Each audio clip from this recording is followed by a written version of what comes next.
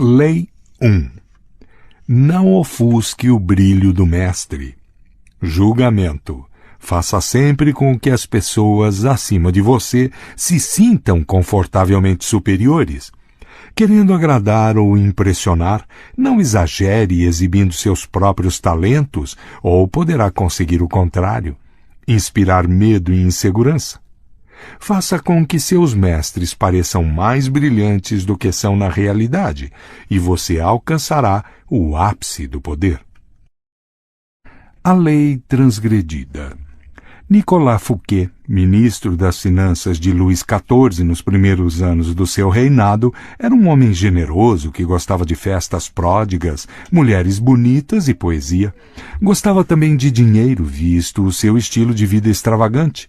Fouquet era inteligente e indispensável para o rei, portanto, quando o primeiro-ministro, Jules Mazarin, morreu em 1661, o ministro das Finanças esperava ser nomeado seu sucessor. Mas o rei decidiu abolir esse posto. Este e outros sinais levaram Fouquet a desconfiar de que estava perdendo prestígio, e ele então decidiu agradar ao rei organizando a festa mais espetacular jamais vista no mundo. Aparentemente, a festa era para comemorar o término da construção do castelo de Fouquet, Vaux-le-Vicomte, mas a sua verdadeira função era prestar uma homenagem ao rei, convidado de honra. A nobreza mais ilustre da Europa e alguns dos grandes intelectuais da época, La Fontaine, La Rochefoucauld, Madame de Sévigné, estavam presentes. Molière escreveu uma peça para a ocasião, na qual ele mesmo deveria representar no encerramento da noite. A festa começou com um farto jantar de 7 pratos, alguns vindos do Oriente e jamais provados na França, assim como outros criados especialmente para aquela noite. A refeição foi acompanhada de música encomendada por Fouquet para homenagear o rei. Depois do jantar, havia um passeio pelos jardins do castelo. Os pátios e fontes de Vaux-le-Vicomte seriam a inspiração para Versalhes. Fouquet acompanhou pessoalmente o jovem rei pelos canteiros de flores e arbustos alinhados geometricamente. Chegando aos canais dos jardins, eles assistiram a espetáculos de fogos de artifício, seguidos da representação da peça de Molière. A festa entrou pela noite adentro e todos concordaram que nunca tinham visto nada mais espantoso. No dia seguinte, Fouquet foi preso pelo chefe dos mosqueteiros do rei, D'Artagnan.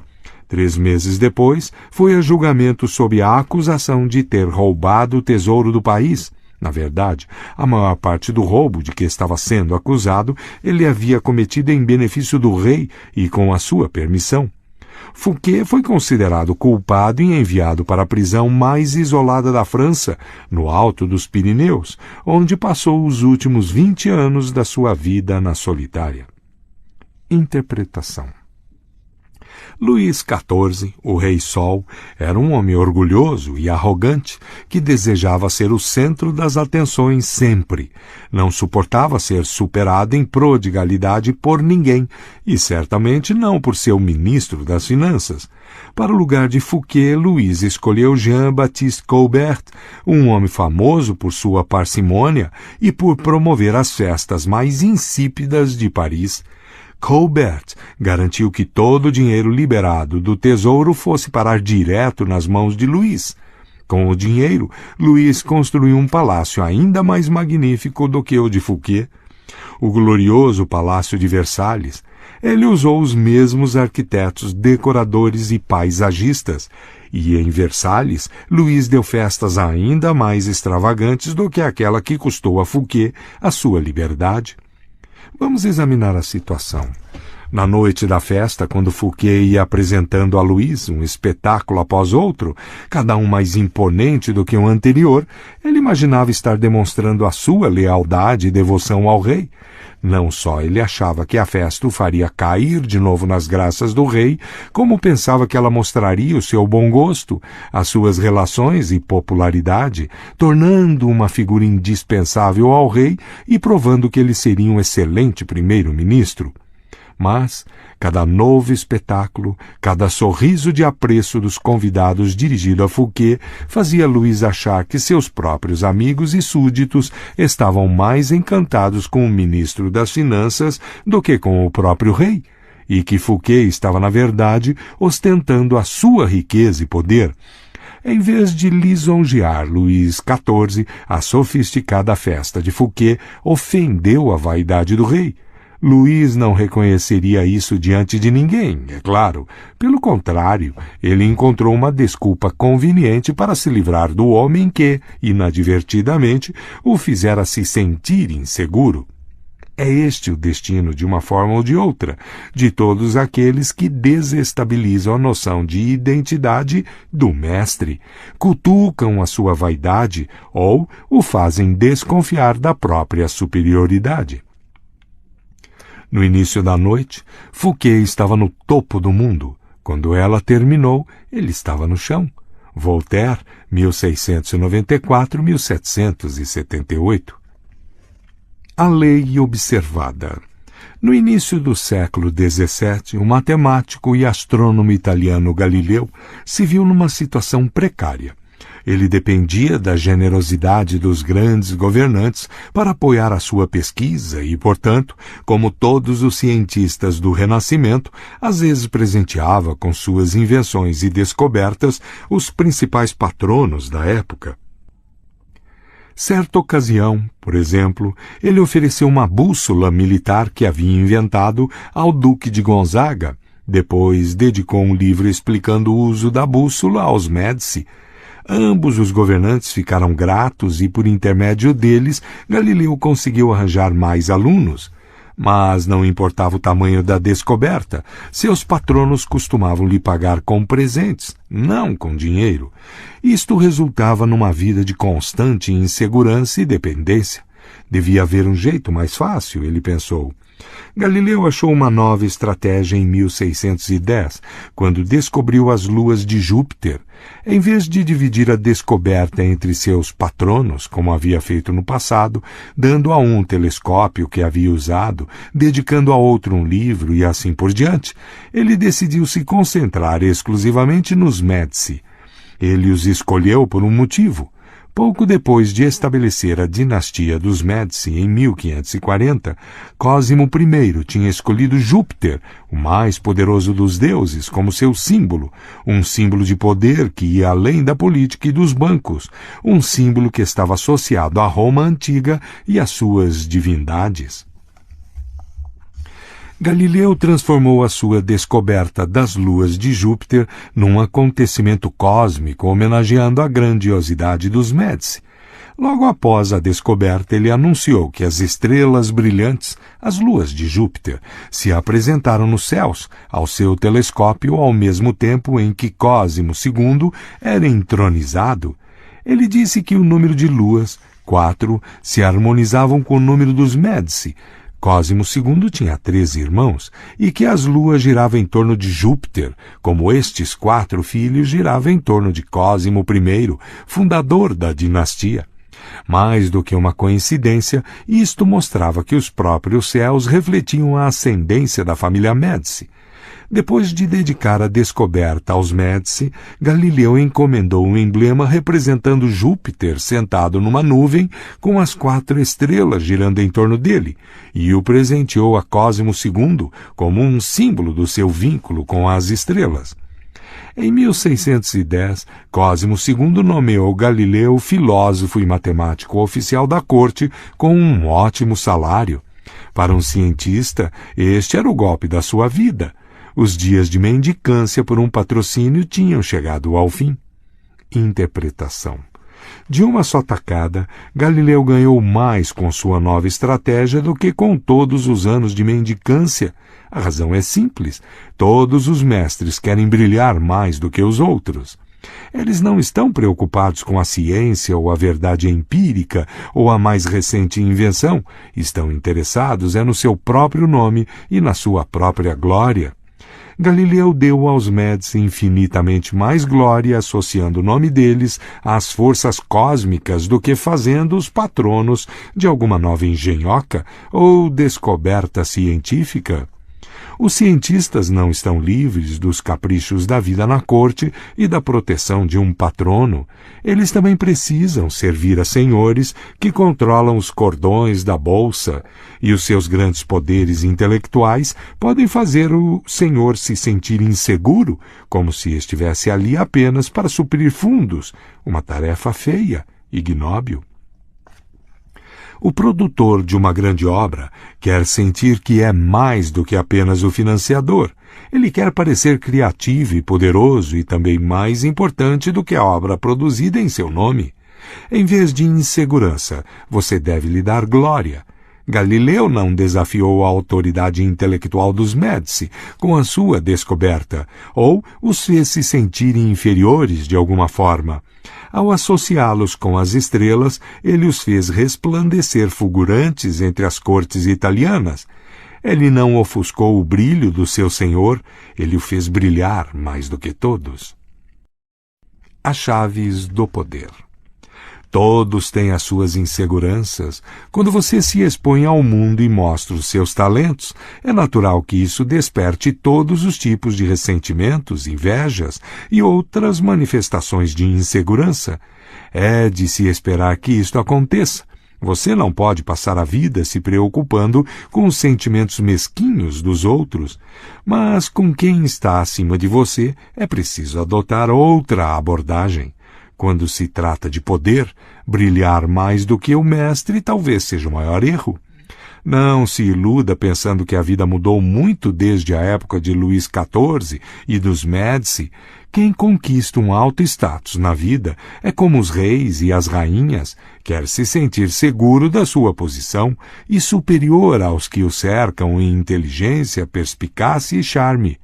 É uma falha de percepção mortal, porém comum, acreditar que exibindo e alardeando seus dons e talentos, você está conquistando o afeto do Senhor. Ele pode fingir apreço, mas na primeira oportunidade vai substituir você por alguém menos brilhante, menos atraente, menos ameaçador, assim como Luís XIV substitui o reluzente Fouquet pelo apagado Colbert. E como no caso de Luís XIV, ele não admitirá a verdade, mas arranjará uma desculpa para se livrar da sua presença. Esta lei implica duas regras que você precisa entender. Primeiro, é possível inadvertidamente brilhar mais do que o Senhor, sendo simplesmente você mesmo. Existem senhores que são mais inseguros do que outros, monstruosamente inseguros. Você pode naturalmente brilhar mais do que eles com seu charme e sua graça. Ninguém possuía mais talentos naturais do que Astor Manfred, príncipe de Faenza, o mais belo de todos os jovens príncipes da Itália. Ele cativava seus súditos com sua generosidade e espírito liberal. Em 1500, César Borgia sitiou Faenza. Quando a cidade se rendeu, os cidadãos esperaram o pior do cruel Borgia, que, entretanto, resolveu poupá-la. Ele simplesmente ocupou a sua fortaleza, não executou nenhum dos seus cidadãos e permitiu que o príncipe Manfred, com 18 anos na época, permanecesse com sua corte em total liberdade. Mas, poucas semanas depois, os soldados arrastaram Astor e Manfred para uma prisão romana. Passou-se um ano e o seu corpo foi pescado no rio Tibre, com uma pedra amarrada no pescoço. Borgia justificou o ato terrível com uma história inventada de traição e conspiração, mas o verdadeiro problema foi que ele era notoriamente fútil e inseguro. O jovem brilhava mais do que ele, sem fazer nenhum esforço. Devido aos talentos naturais de Manfred, a sua simples presença fazia Borgia parecer menos atraente e carismático. A lição é simples. Se não for possível evitar ser charmoso e superior, você deve aprender a evitar esses monstros de vaidade. É isso, ou descobrir um jeito de apagar as suas boas qualidades quando estiver na companhia de um César Borgia. Segundo, não imagine que pode fazer tudo o que quiser porque o Senhor gosta de você. Livros inteiros poderiam ser escritos sobre favoritos que caíram em desgraça por considerar garantido seu status, por ousar brilhar. No Japão do final do século XVI, o favorito do imperador Hideyoshi era um homem chamado Sei no Rikyu, principal artista da cerimônia do chá, que tinha se tornado uma obsessão da nobreza. Ele era um dos conselheiros de maior confiança de Hideyoshi, tinha o seu próprio apartamento no palácio e era homenageado por todo o Japão. Mas, em 1591, Hideyoshi mandou prendê-lo e condenou-o à morte. Rikyu preferiu se suicidar. A causa desta repentina mudança de sorte foi descoberta mais tarde. Parece que Rikyu, antes um camponês e depois favorito da corte, tinha mandado esculpir uma estátua de madeira retratando-o de sandálias, sinal de nobreza, e com uma pose arrogante. Ele tinha mandado colocar a estátua no templo mais importante dentro dos muros do palácio, bem à vista da realeza que costumava passar por ali. Para Hideyoshi, isto significava que Rikyu não tinha senso de limite. Presumindo ter os mesmos direitos da mais alta nobreza, ele se esqueceu de que a sua posição dependia do imperador e chegou a acreditar que a havia conquistado por si próprio. Este foi um erro de cálculo imperdoável e ele pagou com a vida. Lembre-se do seguinte: não considere garantida a sua posição e jamais deixe que um favor recebido lhe suba à cabeça. Sabendo dos perigos de brilhar mais do que o seu senhor, você pode tirar vantagem desta lei. Primeiro, você precisa elogiar e cortejar o seu senhor. A bajulação explícita pode ser eficaz, mas tem seus limites. É por demais direta e óbvia e causa má impressão nos outros cortesãos. Cortejar discretamente é muito mais eficaz. Se você é mais inteligente do que o seu senhor, por exemplo, aparente o oposto. Deixe que ele pareça mais inteligente do que você, mostre ingenuidade, faça parecer que você precisa da habilidade dele, cometa erros inofensivos que não afetarão você a longo prazo, mas lhe darão chance de pedir a sua ajuda. Os senhores adoram essas solicitações. O mestre que não conseguir presenteá-lo com a sua experiência pode deixar cair sobre você a sua ira e a sua má vontade. Se as suas ideias são mais criativas do que as do seu mestre, atribua-as a ele da maneira mais pública possível. Deixe claro que o seu conselho está simplesmente repetindo um conselho dele. Se você for mais esperto do que o seu mestre, tudo bem representar o papel de bobo da corte, mas não o faça parecer frio e mal-humorado em comparação. Apague um pouco seu senso de humor, se necessário, e descubra como fazer parecer que é ele que está divertindo e alegrando os outros. Se você for naturalmente mais sociável e generoso do que seu senhor, atenção para não ser a nuvem que vai toldar o seu brilho aos olhos dos outros. Ele deve parecer como o sol em torno do qual todos giram, irradiando poder e brilho, o centro das atenções. Se você for responsável por distraí-lo, a exibição dos seus meios limitados conquistará a simpatia dele. Qualquer tentativa de impressioná-lo com a sua graça e generosidade pode ser fatal. Aprenda com Fouquet ou arque com as consequências. Em todos estes casos, não é fraqueza disfarçar a sua força se no final eles o levarem ao poder. Deixando que os outros empanem o seu brilho, você permanece no controle da situação, em vez de ser vítima da insegurança deles. Isto será muito útil no dia em que você decidir elevar o seu status inferior. Se, como Galileu, você conseguir que o seu senhor brilhe ainda mais aos olhos dos outros, então você é um enviado dos deuses e será imediatamente promovido. Imagem. As estrelas no céu. Só pode haver um sol de cada vez. Não ofusque a luz do sol ou rivalize com seu brilho. Pelo contrário, vá desaparecendo no céu e descubra como tornar mais intensa a luz do mestre. Autoridade. Evite brilhar mais do que o Senhor. Toda superioridade é odiosa, mas a superioridade de um súdito com relação ao seu príncipe não só é estúpida como fatal. Esta é uma lição que as estrelas no céu nos ensinam. Elas podem ser aparentadas com o sol e tão brilhantes quanto ele, mas nunca aparecem em sua companhia. Baltazar Gracian, 1601-1658. O inverso.